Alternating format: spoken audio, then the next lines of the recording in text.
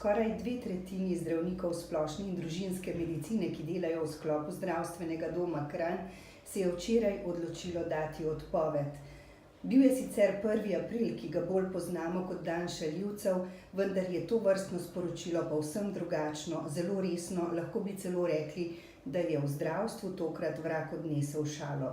Kako to doživljate v zdravstvenem domu Kranj, kaj pomeni takšna odločitev, sploh če bo dejansko prišlo do uresničitve čez dobra 2 meseca, če vmes ne bo prišlo do ključnih ukrepov, ki bi to preprečili? Ja, to je res, bom rekla, huda odločitev, čeprav jih kot zdravnik razumem, kajti že dolga leta opozarjamo na nepravilnosti, zdaj imajo pa zdravniki res zadosti in ne verjamejo več obljubam, da bodo uredili, ker do zdaj še nikoli niso izpolnili nobenih obljub. Njihova edina zahteva je, da pač se splošni dogovor spremeni in da se upoštevajo strokovni standardi in normativi, zato da bodo vsaj normalno lahko delali oziroma da jih Zavod za zdravstveno zavarovanje ne prisiljuje več, da registrirajo veliko število pacientov. Ne borijo se za dodatno plačilo, tudi niso pripravljeni vzeti več pacientov, tudi če bi jim ponudili dodatno plačilo, kajti vsi so nekako razlagajo zgarani, imajo zadosti tega, da delajo kot za tekočim trakom in bi želeli delati strokovno in pacientom prijazno. Dejansko je zdajšnji način dela, v kakršnega so prisiljeni družinski zdravniki, slabo sporočilo, vsaj kar se tiče kakovosti in varnosti zdravljenja. Pa vendar po drugi strani lahko zasledimo v javnosti odzive, v katerih so ljudje prepričani, da gre za usklajeno, načrtovano ukrepanje, ki ga narekuje sindikalna stran in interesi po višjem plačilu. Kaj odgovarjate na takšne pomisleke? Zagotovo ne po višjem plačilu, kajti takrat, ko je Fakin ponudil možnost, da pač tiste, ki bodo registrirali več, dodatno plača, pri nas v našem zdravstvenem domu nihče ni bil tega pripravljen vzeti, prevzeti ali v kakršnikoli drugi obliki opravljati. Kako pa komentirate v bistvu sodelovanje z novim ministrom za zdravje Alešem Šabedrom, zlasti po petkovem, recimo temu komunikacijskem kratkem stiku, ko naj bi zavrnil prisotnost sindikalnih predstavnikov na sestankih z zdravniki in z vodstvi zdravstvenih domov? Ja, jaz drugače mislim, da bi bilo prav, da bi sedeli skupaj za skupno mizo. Ampak spoštujem njihovo odločitev, se pravi odločitev zdravnikov, da naj se najprej pomenijo vodstvo in kasneje potem sindikati. Mislim, da je minister razumel problem, poskuša ga reševati, in tudi menim, da se ga je lotil resno in tudi ve, da je zadeva res resna. Za sredo je že napovedan sestanek s predstavniki vseh strokovnih združenj in sindikatov, ki delujejo na področju družinske medicine. Mislite, da je to korak v pravo smer? Ja, mislim, da je korak v pravo smer. Tudi upam, da se bo rešilo, kajti jaz mislim, da tudi naši zdravniki so res dali odpovedi v obupu, v nemoči in pa v neizhodni situaciji, ki ne vidijo, če se stvari ne spremenijo. Zdaj, jaz vam bom tudi dala na listku, kaj vsebujejo njihove odpovedi, kajti vedo, da določene stvari se dajo urediti oziroma določeni stvari zahtevajo preko noči, bom temu rekla, da se uredi. So pa zahteve, ki vedo, da ne bodo šle preko v enem dnevu ali na hitro ali karkoli, ampak da se vsaj v tej smeri začne spreminjati. Se pravi, preko noči takoj zahtevajo spremembo splošnega dogovora, da se upoštevajo standardi in normativi.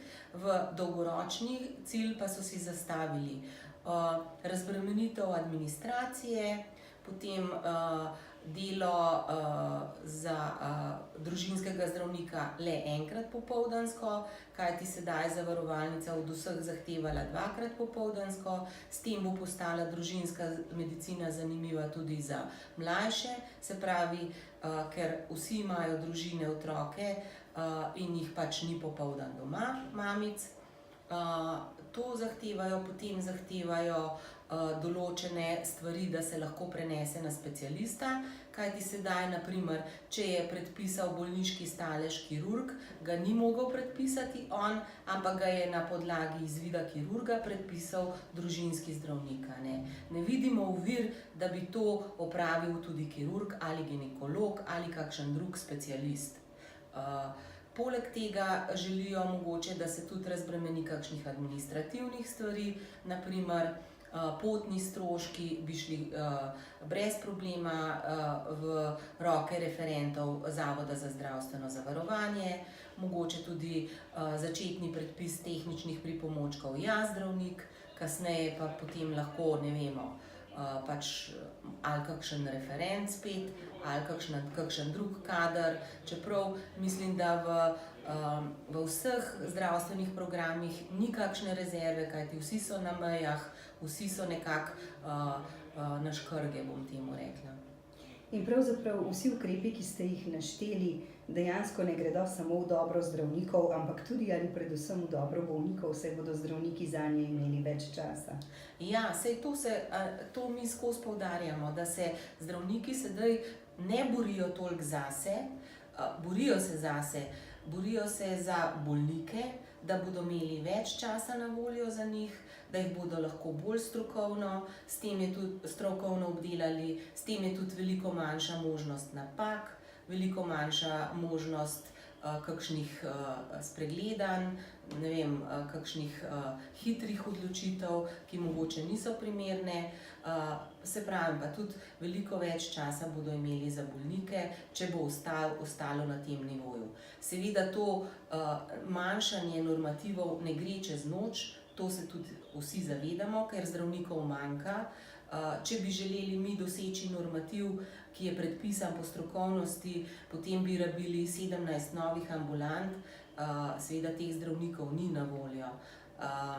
Ampak če bomo delali počasi v tej smeri, da se bo to nekako zmanjševalo, oziroma da se vsaj ustavi zdaj registracija teh pacientov nad velikim številom, potem gremo v pravo smer.